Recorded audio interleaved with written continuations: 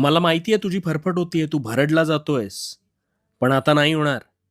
आता सगळं काही नीटच होणार आहे अगदी तुझ्या मनाप्रमाणे. तुला वाटत असेल तू इतका अडचणीत आहेस, तरी मी असं का बोलतोय, हो ना? आता माझं बोलणं आहे ना, ते अगदी शांत चित्ताने ऐक. तुला सगळी उत्तरं मिळतील. कारण खरंच होणार आहे सगळं नीट. चिंता करू नकोस. चिंता तुझ्या नकळत तुला जिवंत जाळते, पण तरीही तू तिलाच उगाच कवटाळतोस. हो, मला माहिती आहे तू अडचणीत आहेस. पण हाच खरा खेळ तुला कळलेला नाही.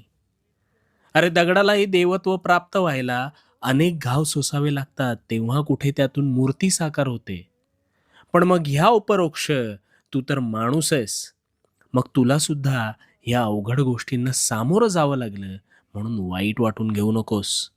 हिरा आहे ना, हिरा हा अनेक घाव सोसतो तेव्हा कुठे त्याला किंमत प्राप्त होते.